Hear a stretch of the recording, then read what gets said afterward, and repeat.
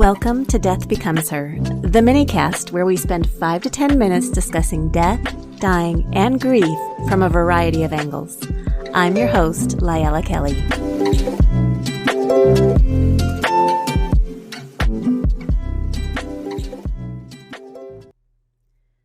The year is 1774, and you live in Paris. Specifically, you live on Rue d'Enfer Rochereau. You've just come from the market, and as you turn the corner and spy your home, you feel a rumble beneath your feet. It stops you in your tracks. You feel it again, and suddenly, in the blink of an eye, your home, as well as the homes of your neighbors and some of your actual neighbors, are completely swallowed by the earth. A 300-meter section of buildings, street, and people have disappeared, just like that. Interestingly, this isn't an isolated event. Little sections of Paris have been succumbing to this phenomenon. But why? A little geology lesson will explain. In the very distant past, the area that would one day become Paris was covered by a tropical sea. At the bottom of that sea, several layers of sediment and mud accumulated, eventually creating a rich bed of natural resources. These resources began to be tapped by the ancient Romans in 60 BCE and continued to be used through the centuries to build massive projects like Notre Dame and the Louvre. In time, the mining and quarry operation led to some 180 miles of connected tunnels, passages, and caverns beneath the city. Back to the 1770s. Those quarries are now creating a problem. Some areas of the quarries were eroding and destabilizing. Cracks were developing in the ceilings, and weaknesses were causing disastrous cave-ins throughout the city, swallowing buildings and their inhabitants.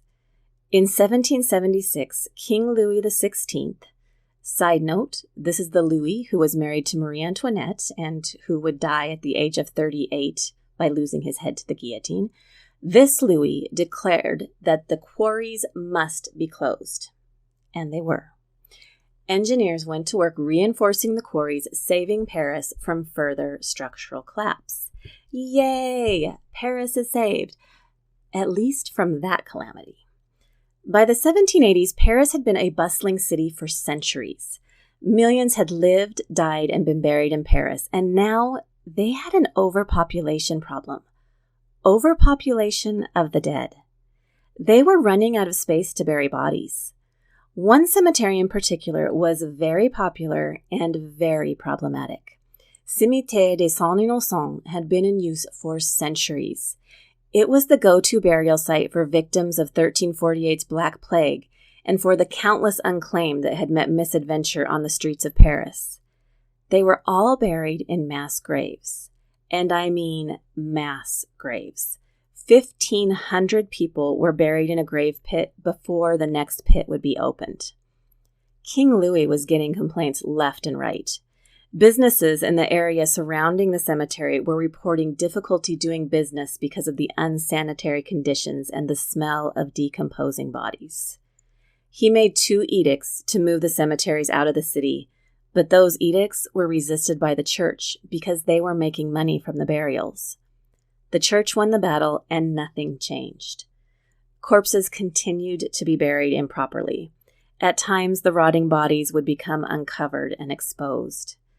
A heavy rainstorm in the spring of 1780 caused a cellar wall in a home adjacent to the cemetery to give way.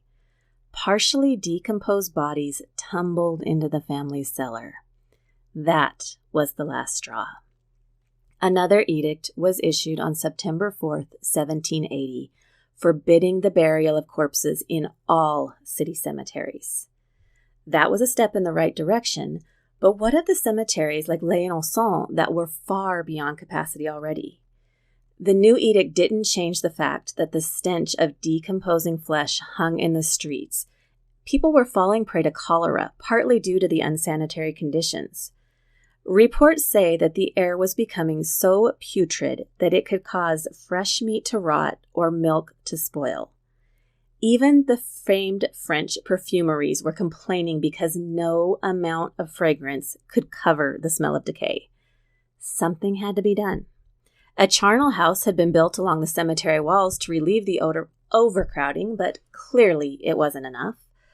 So, back to those recently reinforced quarries. Miles and miles of underground space. Voila! Paris at last had a solution to its macabre overpopulation problem. They would systematically empty the cemeteries and create an empire of the dead beneath the streets of Paris. In 1786, bodies began to be exhumed and moved to the quarries, or as we know them, the catacombs. Naturally, not all the bodies had completely decomposed into bare, fleshless skeletons. When a partially decomposed body was exhumed, the fat that remained from the corpse was collected and turned into candles or soap. Ah, those resourceful Parisians. The Paris Catacombs had become the final resting place for over 6 million Parisians. Again, ever resourceful, the catacombs are also among the top tourist attractions in Paris. My family and I had the opportunity to tour them a few years back. They were fascinating. In my opinion, they are definitely worth a visit. I want to take just a minute to bring this up to our day. What can we learn from all this? The Parisians were resourceful. They took advantage of environments that already existed, and in the process, they preserved historical and geological elements of their city. Those same principles are at play, though applied in a different setting today, in conservation burial. Perhaps you're already familiar with conservation. In general, conservation projects are designed to protect and restore ecological systems. Conservation burial takes it a step further. The land is protected, restored, and sustainable management practices are employed.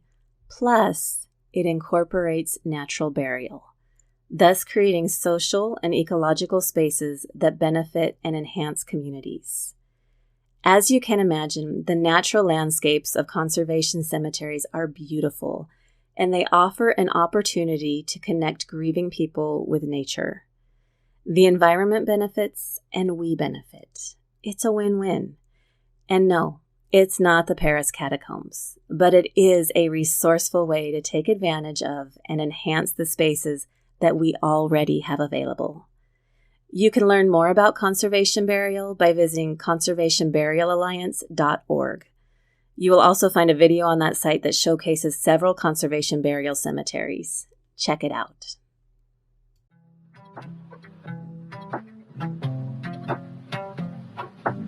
Thank you for listening to the Death Becomes Her minicast. Connect with me, Lyella Kelly, at www.leavingwellmt.com. Special thanks to Roman Belov for our intro and outro music.